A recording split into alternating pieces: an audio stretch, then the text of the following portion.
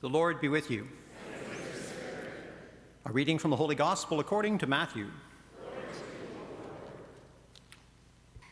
Jesus spoke to his disciples, "If your brother or sister sins against you, go and point out the fault when the two of you are alone.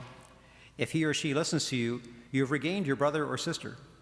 But if the person does not listen, take one or two others along with you, so that every word may be confirmed by the evidence of 2 or 3 witnesses. If the person refuses to listen to them, tell it to the church.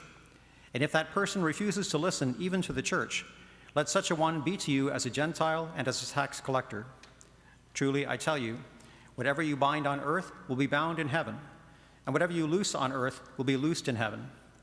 Again, truly, I tell you, if 2 of you agree on earth about anything you ask, it will be done for you by my Father in heaven. For where 2 or 3 are gathered in my name, I am there among them."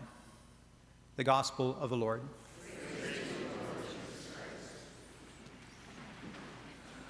I heard a neat story about prayer many years ago, a story about the Prime Minister of Ireland, who one time was faced with some sort of impending crisis. And he went into his office, closed the door, put his head down on his desk and prayed, asking for help, and if only he could talk to someone he knew who was a very spiritual, very holy woman with a lot of insight, Sister Briege McKenna. So he made that prayer. Within a couple of minutes, his phone rang, and it was Sister Briege on the phone. And he just kept asking, "How did you know that I wanted to talk to you?" And Sister Briege said to him, "Well, you believe in the resurrection of the Lord, don't you?" And he said, "Yes." "Well, that means that Jesus is alive. You whispered your prayer into his ear, and he turned and whispered it into mine." Our prayer is always heard. It's a great thing for us to remember, even though sometimes we may not seem like that, or sometimes we doubt, or sometimes we give up if our prayer isn't answered immediately. We always have to remember that God hears every one of our prayers, even the smallest prayer that we make. I was reminded of this many years ago in my time in serving as a military chaplain. And one of the most difficult parts about being a chaplain in the Army was having to notify families of a death of a loved one, or then accompanying the family to Trenton, where the Air Force Base is on receiving their loved one back after they've died overseas. And I remember accompanying a family one time there, and as we were getting toward the airport, it was pouring rain. And I prayed, "God, this is already the worst day of their lives. If you can please have the rain stop for when they have to go out on the tarmac and the plane opens up and they have this ceremony bringing out the casket." So as we got there, the rain got worse, and it was coming down almost sideways, really, really heavy. And I was a little bit mad at God and was kind of disappointed that he didn't hear my prayer. Afterwards, we were all soaked and getting back in our vehicles and coming back then later to Toronto and then later on to the area. Several of the family members shared with me how consoling they found it that it was pouring rain, that they thought that God was crying, God was mourning with them. And it was a humbling experience for me. And then I realized, okay, God always answers our prayers. Sometimes he says yes right away. Sometimes he says yes, but not yet. And sometimes he says, "I have something even better in mind." And this rain at that point was something better in mind, which was a great consolation for that family. In our psalm reading today, we're reminded that prayer is a conversation, and a conversation is not only talking to God, but also listening to God. And our refrain, the beautiful one that we sung, was, "Oh, that today you would hear his voice, harden not your hearts." It's important for us to take the time to try and listen, to quiet ourselves, to turn off the TV or the radio or the iPod or the iPad, to put away our phone, to put away our devices for a while, and just to sit in quiet and reflect or listen to God speaking to us. Perhaps to do that with Scripture as well, a very privileged way of God speaking to us. We're reminded of the prayer which Eli taught to Samuel in the Old Testament when he heard God calling him to say, "Speak, Lord, your servant is listening." Great way to start a time of prayer. Many people find it very helpful as well to have a regular time and place set aside in the day for prayer, to have it become part of our routine, and it's much more likely to happen.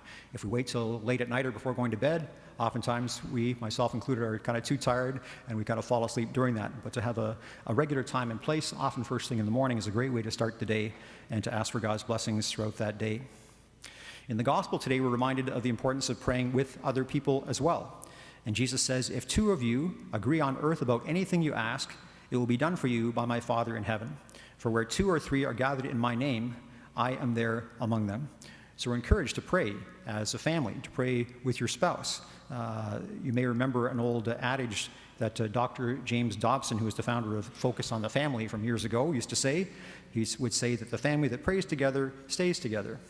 So we're encouraged to come together to pray in prayer groups as well, come together to pray the rosary, and especially when we come together for the Sunday Mass as well. One spiritual writer talks about the presences of Jesus at the Mass, and he talks about this mounting mystery of presence. And the very first way of Jesus is present is in the gathered assembly, when the people of God come together. Again, as Jesus said, where 2 or 3 are gathered in my name, there am I in their midst. He then talks about the Jesus being present in the person of the priest. And we talk about in the Mass, the priest acts in persona Christi. So the priest says, this is my body, but it's Jesus who's saying that at that point and changing that into his actual body and blood. Jesus is present then in the proclaimed word during the Mass as well, and in the sacrament, in his very body and blood, soul and divinity in the Eucharist. So those are the 4 ways that Jesus is present in the Mass. We also recall in the Gospels that Jesus is also present in the poor. He says, I was hungry, and you gave me to eat. Whatsoever you do to the least of these brothers and sisters of mine, you do to me. You'll notice in the bulletin this weekend that we're about to start our RCIA and discipleship paths starting very soon, and there's a whole front page of the bulletin is about that, about the RCIA and how to support that and our upcoming Alpha programs and discipleship programs.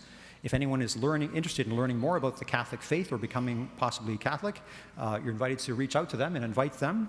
And the personal invitation is often what's best.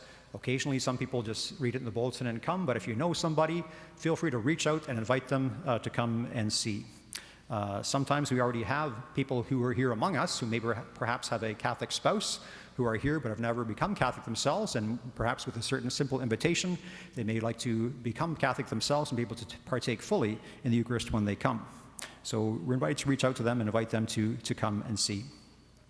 There are also some great resources which we have available for people in their own homes too. I'm finding some days, some people today are still like Nicodemus in the time of Jesus, who first came to Jesus at night. And some people are more comfortable kind of exploring the Catholic faith from the privacy of their home first before becoming part of a larger group. We have all kinds of resources available online. There's a wonderful resource called Formed, which we have a parish subscription to. And there's information in that in the bulletin, or we're welcome to call the office about how to access that.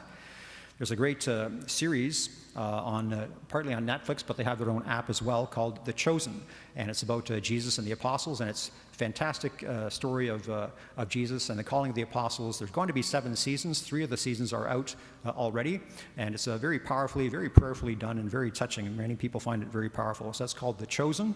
So again, you can find it on Netflix, the first season or 2, and the app is called something. Angel Studios, I think that's it. Yeah, Angel Studios. We also have The Bible in a Year is a great podcast put on by Ascension Press. You can access that through Spotify or whatever you use for your podcasts with Father Michael Schmitz. So in the course of a year, he reads through the entire Bible and also gets a beautiful commentary relating the Old Testament, the New Testament, relating how it relates to our Catholic liturgy as well.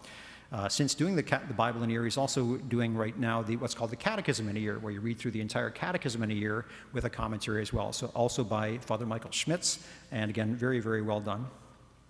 So we're reminded as well that each one of us has a role to play. In the Great Commission, which was to all the baptized, Jesus said, go out to all the world and proclaim the good news. So we're encouraged not only to learn more about the faith ourselves and grow in our own relationship with the Lord, but to spread that faith to other people as well. A number of years ago, I got the chance to visit Israel, and in Israel there is something called the Dead Sea. The Dead Sea is 200 meters below sea level, and it's called the Dead Sea because water runs into it, but water doesn't run out of it because it's so low. And because of that, you have this huge buildup of salt and minerals, and no life can live in it. There's fish can't live in it, plants can't live in it because it's so salty and so dense in minerals. So the comparison to evangelization is that if we're just taking in and not also giving out, we're kind of like the Dead Sea. So we have to take in, be filled with the Lord, but also spread that and share that with one another as well. On a little note of current events, we just welcomed this morning to our family of parishes Father Bernard Acum, who is a vocationist priest. It's a religious community called the Vocationists. They're in, I think, 3 or 4 different dioceses in Canada now, London as of today. And he will be with us as part of our priests in this family of parishes, and he's originally from Cameroon. He spent the last 4 years in Alberta, and you'll be seeing him very soon. If you come out to our parish picnic, another little plug for that, tomorrow right after the 11:15 Mass, he'll be here as well, and you'll have a chance to meet him then. So as we continue with this celebration, let us thank God for the many gifts that God has given to us. Let us thank God for the gift of prayer, and let us pray that we make use of that gift of prayer each day of our lives.